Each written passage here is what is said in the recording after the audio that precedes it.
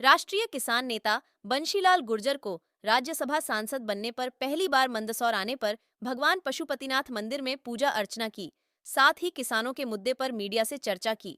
आप देख रहे हैं national news today Mandsaur. Bharatiya Janata party के वरिष्ठ नेतृत्व माननीय नरेंद्र मोदी जी, माननीय जेपी नड्डा जी, माननीय अमित शाह जी, हमारे प्रदेश अध्यक्ष माननीय विष्णुदत्त शर्मा जी और हमारे मुख्यमंत्री माननीय डॉक्टर मोहन यादव जी और माननीय शिवराज सिंह जी को बहुत बहुत धन्यवाद देता हूं कि उन्होंने मुझे देश के उच्च सदन में काम करने का अवसर दिया।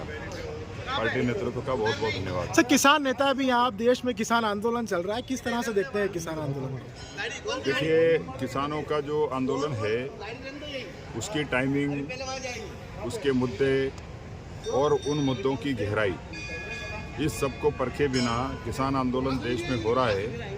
और हमारी सरकार लगातार कह रही है, अर्जुन मुंडा जी रोज कह रहे हैं कि आइए अपन बैठ कर के बात करते हैं और बातचीत के आधार पर जो भी आपके इशू हैं उनका समाधान करते हैं। सरकार हमेशा किसानों से बात करने के लिए तैयार है और बातचीत के माध्यम से ही समस्याओं का समाधान हो सकता है।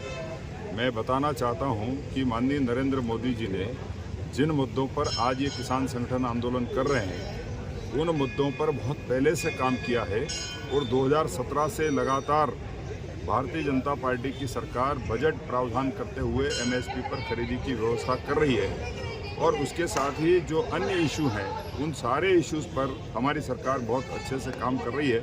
और नरेंद्र मोदी जी ने तो कहा ही है कि मैं देश में केवल 4 जातियां मानता हूं, किसान, युवा, महिला और गरीब, और इन सब के जीवन में खुशियां आए, इन सब के जीवन में बदलाव आए, उसके लिए काम कर रही है हमारी सरकार। इसलिए उस किसान आंदोलन के आंदोलनकारियों से भी हम निवेदन करना चाहते हैं कि वो अपने जो मुद्दे हैं उन मुद्दों को व्यावहारिक धरातल पर परखते हुए सरकार के सामने रखें और समाधान कराएं। तो किसानों के ऊपर लाठीचार्ज भी किया जा रहा है, आंसू गैस भी छोड़े जा रहे हैं।